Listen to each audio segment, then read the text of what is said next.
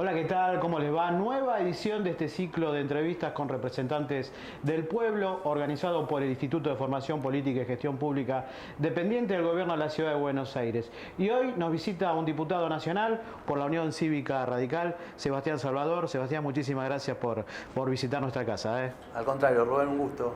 Bueno, vamos primero, antes de dialogar, vamos a presentar un poco tu bio, una mini bio, ¿no? Dale, ¿cómo no? ¿Quién es Sebastián Salvador? La vemos.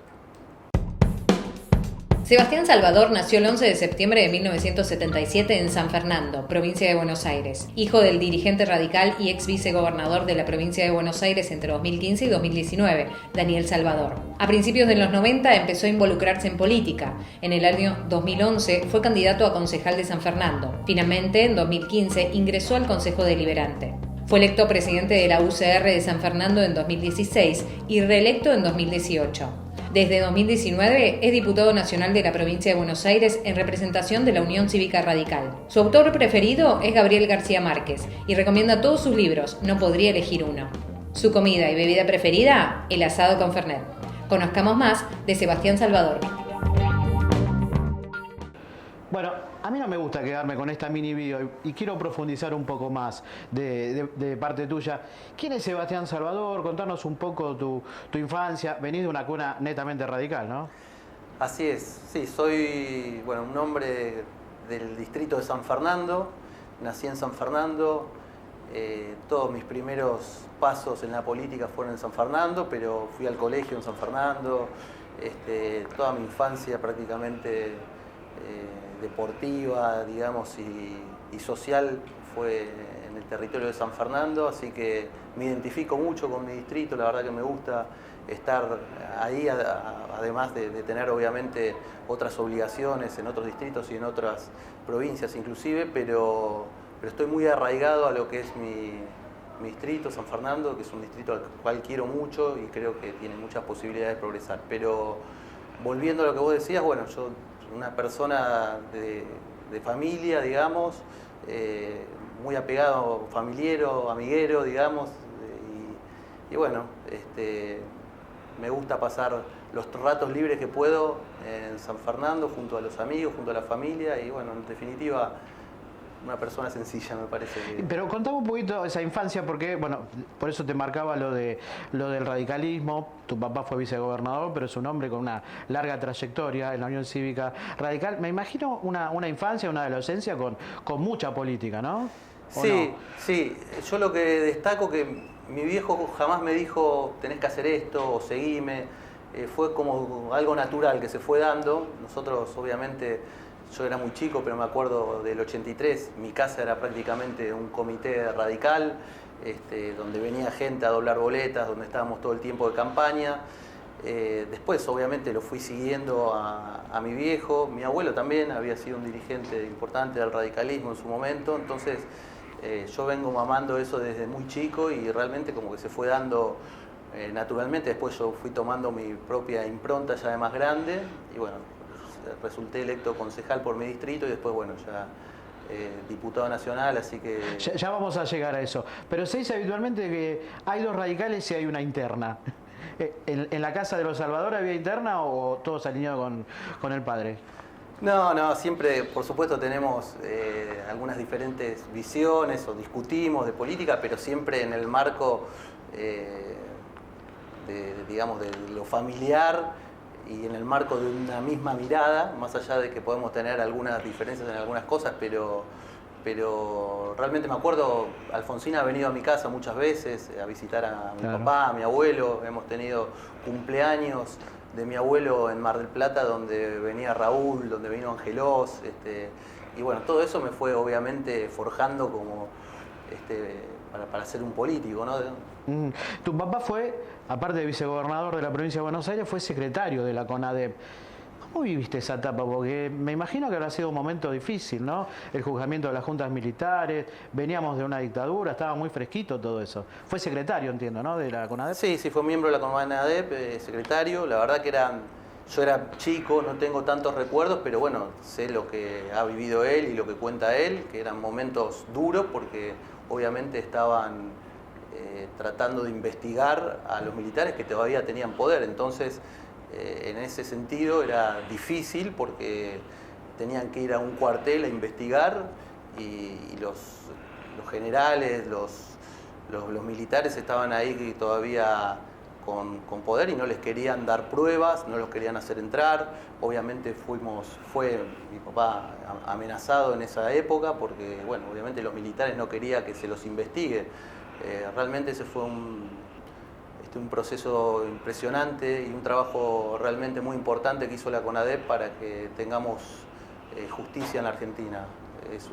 Ya sabemos que fue un juicio inédito en el mundo y la verdad que muy importante el rol de la CONADEP junto con Fernández Meijide, con Ernesto Sábato. Han hecho un trabajo espectacular, obviamente que les ha costado en lo personal porque eran momentos muy difíciles.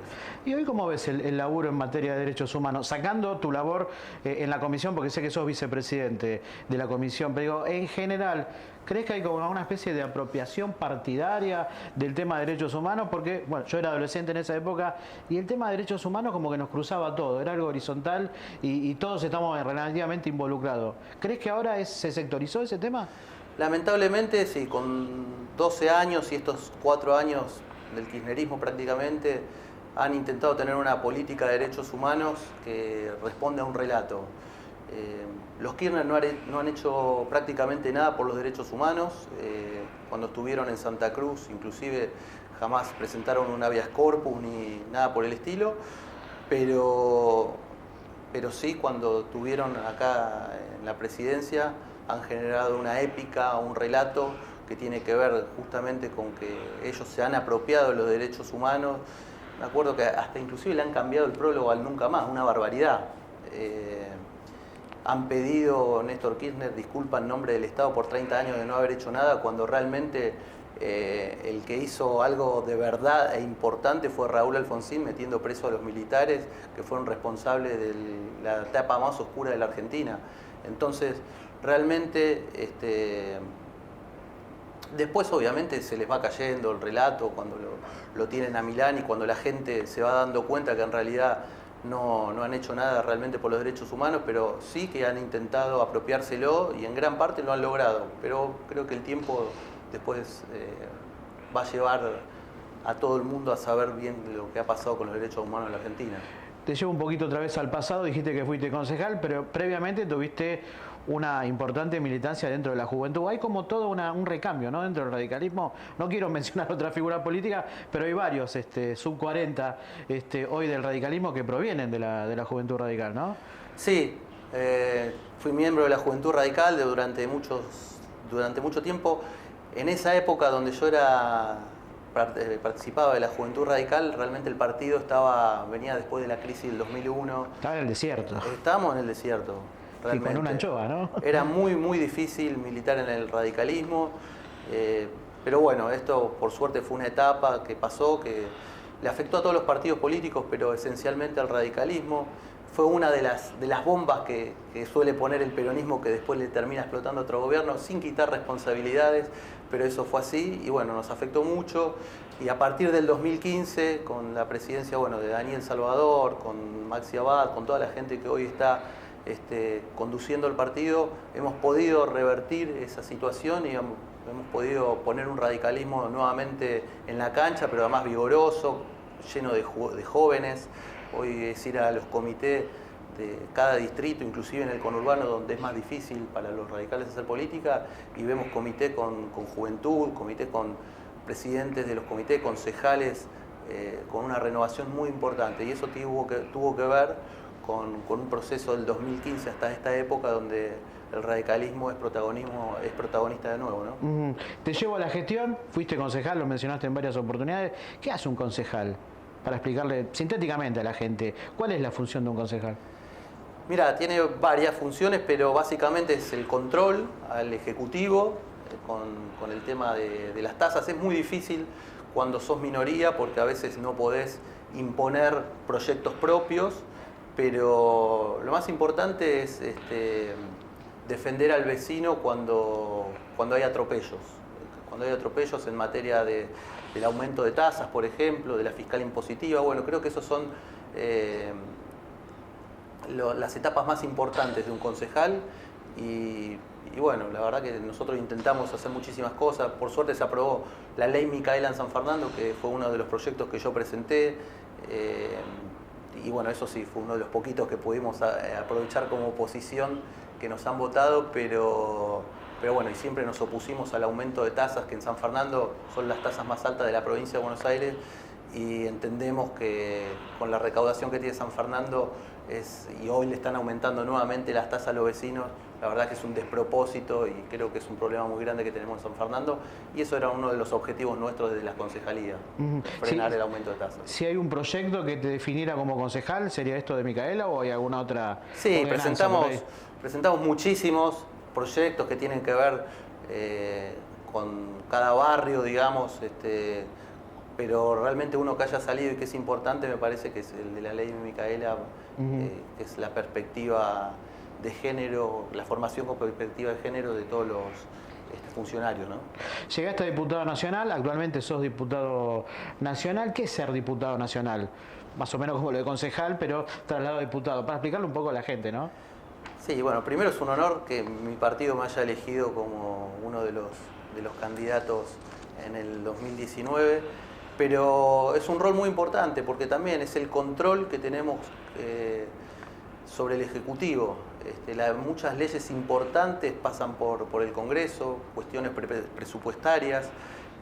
Realmente que haya un equilibrio en el Congreso y que no sea simplemente una escribanía, hace que esta institución funcione, y es muy importante que las instituciones funcionen en la Argentina. Y el Congreso no es menor, por eso tener una oposición seria, pero sobre todo que haya equilibrio, eso le da al Congreso mucha más credibilidad, y hemos podido sacar leyes muy importantes. Bueno, últimamente hemos podido emplazar el tema de la boleta única, que es un proyecto de la oposición, que es para terminar con las viejas prácticas, ¿no?, de lo que ocurre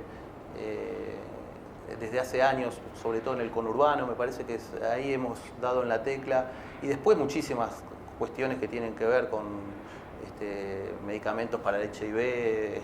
Se han sacado muchas leyes y es muy importante el rol que ocupa, no solo de control, sino también de propuestas que tenemos en el Congreso. Por ejemplo, hemos frenado el avance de la justicia que quiere el kirchnerismo, lo hemos frenado desde la oposición, con el Ministerio Público Fiscal, lo que querían hacer, con el avance, la reforma de la justicia, pero también fuimos por la positiva, con la ley de alquileres, por ejemplo, con la boleta única, como te contaba, así que realmente estamos llevando a cabo en el Congreso un trabajo muy importante. A ver, dos cosas de lo que dijiste. Primero, la boleta única. ¿Es viable el tema ese de boleta única? El año que viene vamos a tener elecciones. ¿Lo ves posible para el año que viene? ¿Es factible? Mirá, ¿O es utópico? Es factible. Yo creo que hay alguna posibilidad. Se habla de eso, de voto electrónico. Sí, bueno, creo que hay que empezar por la boleta única. Creo que es una buena herramienta, la hemos estudiado bien en las comisiones. En algunas provincias ya está funcionando y me parece que le da más transparencia, mucho más transparencia al comicio. Ojalá que lo podamos aplicar para el año que viene, pero bueno, son cuestiones que me parece que no podemos quedar en el atraso de tener la boleta larga de varios cuerpos de hace años, que además todos sabemos que las trampas que se pueden hacer así, el voto en cadena, por ejemplo. Entonces, esperemos y nosotros aspiramos a que salga para tener una mejor democracia y un mejor sistema electoral. Y el otro tema, justicia, que ahí lo mencionaste, ¿no? ¿Cómo ves la justicia argentina? Mirá, creo que esto es una de las etapas... Tiene mala prensa la justicia después. La justicia tiene mala prensa, pero justamente es lo que hay que cambiar. Me parece que se vienen etapas y tiempos en la Argentina donde las instituciones tienen que ser fuertes, pero sobre todo la gente tiene que creer en las instituciones. Y me parece que en la justicia tiene que creer. La gente tiene que empezar a generar cambios de designación de jueces para que no sean de un partido político, que no sean afines a un espacio político. Creo que esas son todas las cuestiones importantes que se vienen en Argentina. Volver a creer en las instituciones y fundamentalmente en la justicia. Hoy estamos viendo una justicia que por ahí en otro contexto era difícil de ver, donde en un gobierno de un color político se esté juzgando a la vicepresidenta de ese de ese mismo color político, de ese mismo gobierno. Entonces, en otro tiempo hubiese sido impensado que pase esto, hace 12 años. Entonces creo que de a poco vamos llevando credibilidad a la justicia. Esto le da credibilidad a la justicia a lo que está pasando hoy con la vicepresidenta, donde los fiscales están acusando de corrupción a una vicepresidenta, que inclusive, eso también es importante, que inclusive fueron designados los fiscales en la gestión de Cristina Fernández de Kirchner hace muchos años atrás, digamos.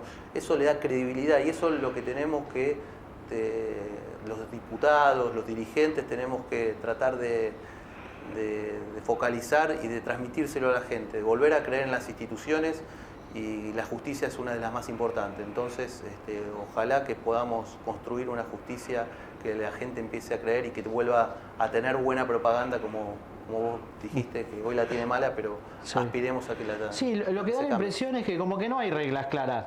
Llega un gobierno y dice, vamos a cambiar el Consejo de la Magistratura, llega otro, daría la impresión de que como que pasa por ahí, ¿no? La cosa. Exactamente, tiene que estar ajena totalmente a los lineamientos políticos del gobierno de turno. Eso está claro y tiene que ser así.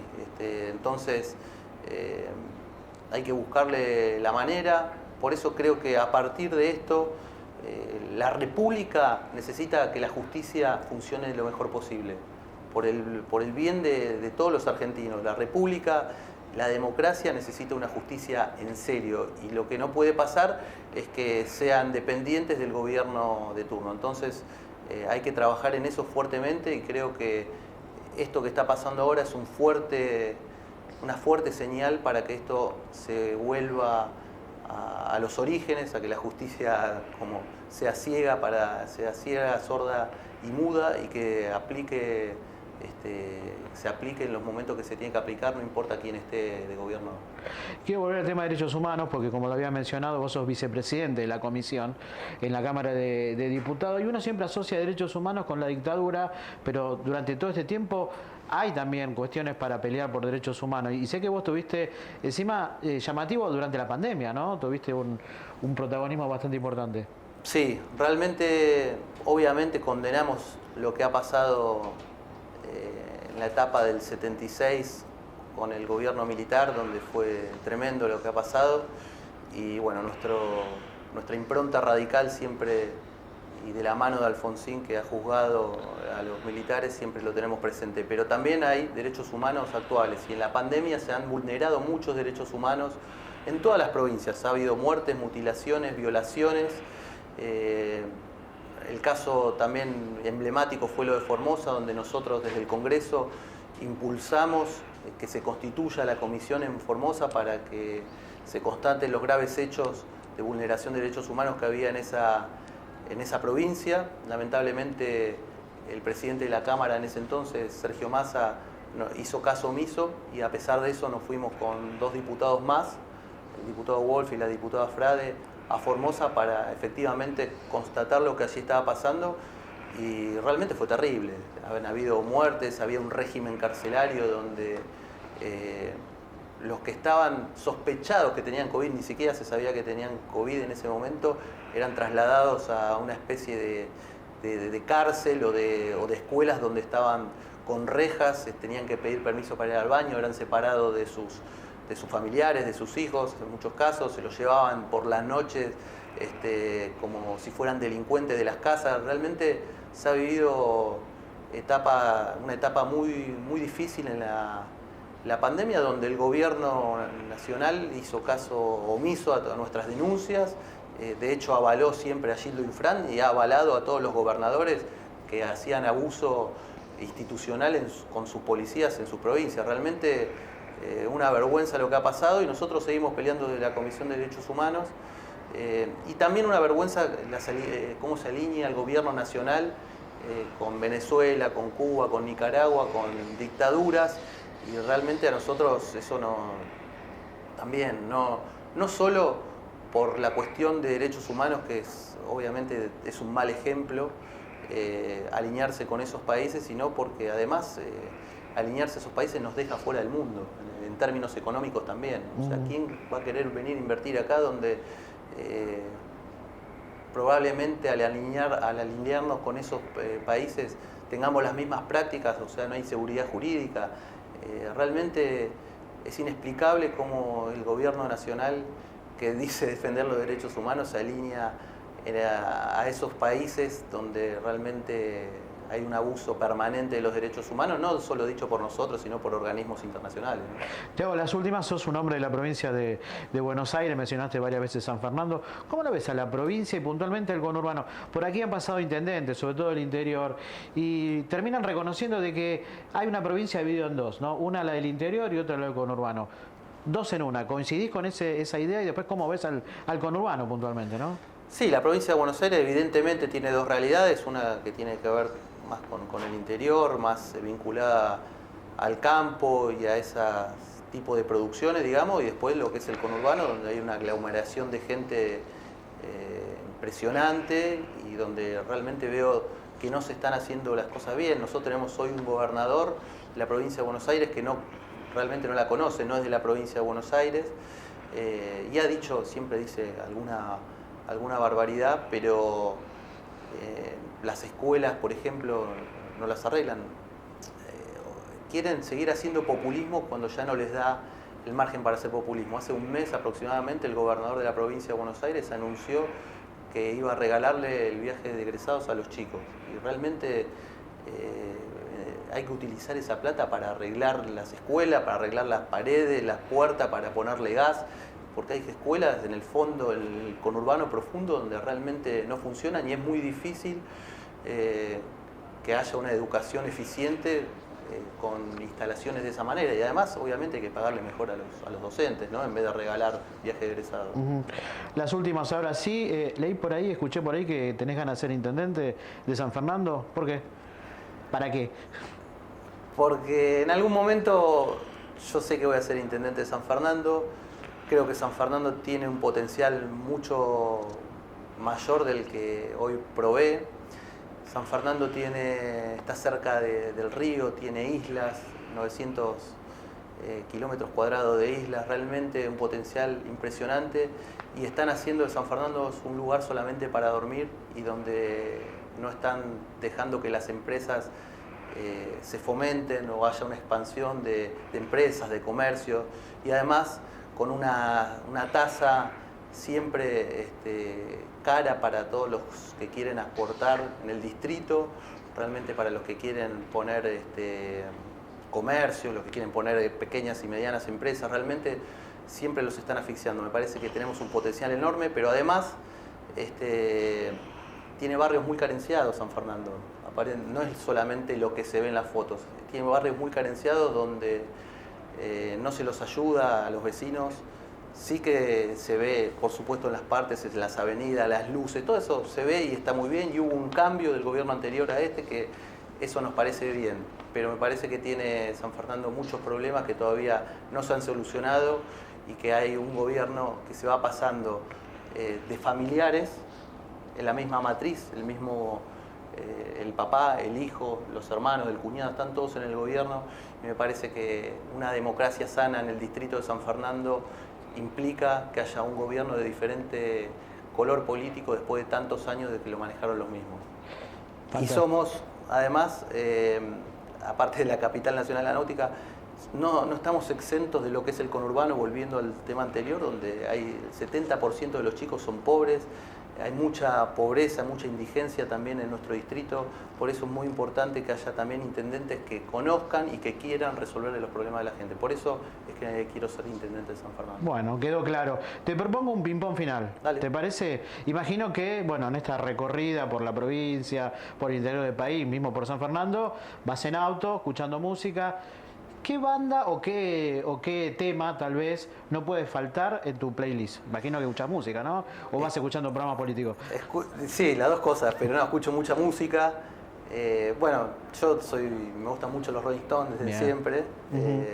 No puede faltar, AC/DC, Ataque 77, Ratones Paranoicos. Realmente, bueno, el rock nacional me gusta mucho también. Charly García, Spinetta, realmente... Los clásicos. Los clásicos, sí. Está bien. Todavía está bien. Lo de lo nuevo no lo tengo tanto. Duke y todo eso. Está bien. De vez en cuando Algo escucho, pero, Está bien, pero está me bien, gusta está mucho. bien, está bien. ¿Sos de mirar películas, series, algo para recomendar? Sí, películas más que nada. Últimamente me está costando engancharme con series porque Ajá. requieren más tiempo, pero ¿Alguna para recomendar? película nueva. Que hayas no. visto hace poco, si esta está buena, o un clásico tal vez, que te marque. No, vi una que se llama Un regreso, El regreso a casa, que es de un chico hindú que se pierde. Ajá. ¿Por alguna plataforma o por cine? No. Esta es de hace un par de años, pero yo la vi hace poquito. Ajá. Y la verdad me pareció excelente. Lion se llama, Un regreso a sí, casa. sí, Es está. un chico de la India que se pierde y después lo adopta una familia de Australia y después vuelve al lugar donde nació. Realmente muy linda, muy emocionante. Me encantó esa película, que la vi hace poco, tiene un par de años, pero... La anotamos. ¿Cómo es un día ideal para Sebastián? Un día ideal, bueno... Sacando la Cámara de Diputados, ¿no? Sacando Imagino. la Cámara de Diputados. Sí, es un día que no tenés sesión, no hay rosca, no hay acto. Bueno, un día ideal pasé el sábado pasado, por A ver. ejemplo.